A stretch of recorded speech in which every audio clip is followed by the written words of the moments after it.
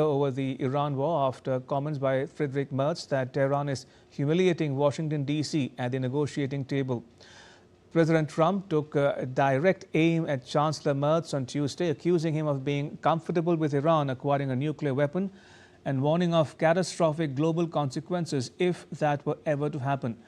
In the latest sign of strains between him and European allies, President Trump said in a social media post that Chancellor Merz doesn't know what he's talking about regarding Iran.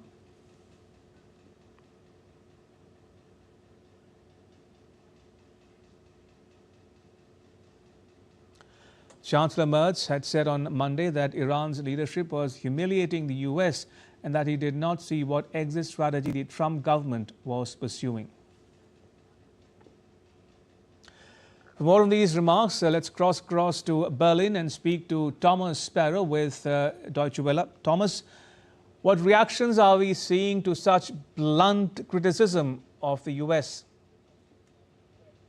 You mentioned already the reaction from specifically Donald Trump on his Truth Social platform.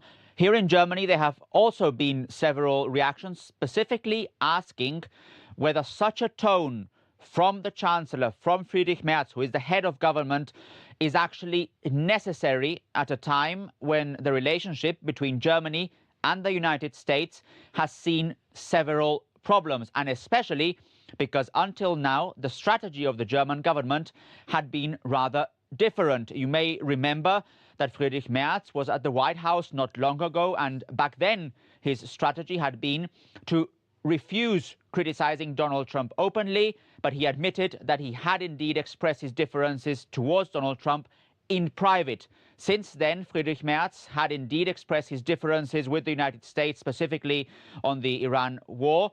But it's only until now that you've really heard these very blunt, these very harsh remarks from the German Chancellor, hence the reaction here in the country as to whether these remarks were actually necessary. Now, could Chancellor Merz's choice of words, Thomas, strain relations with Washington, D.C. at a sensitive moment? The question is whether they will strain links on a short basis, on a long basis.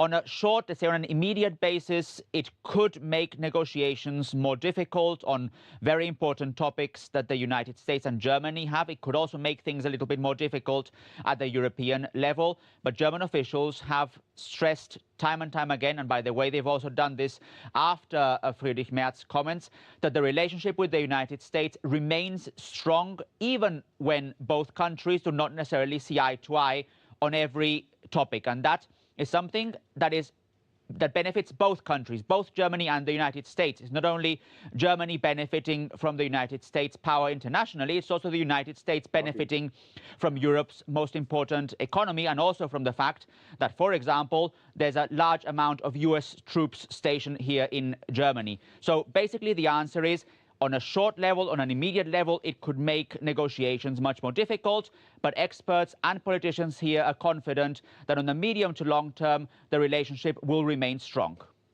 And before we let you go, Thomas, how might this affect cooperation within NATO and ongoing diplomatic efforts in relation to Iran?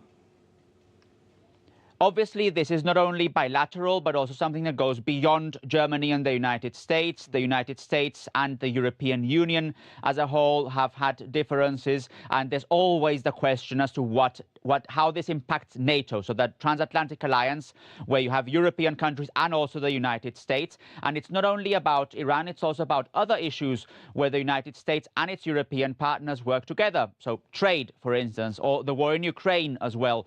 So from a European perspective and from a NATO perspective, these remarks that we're seeing now, these differences that we're seeing now between two heavyweights, between Germany and the United States, are certainly being followed very closely in the European capitals as well.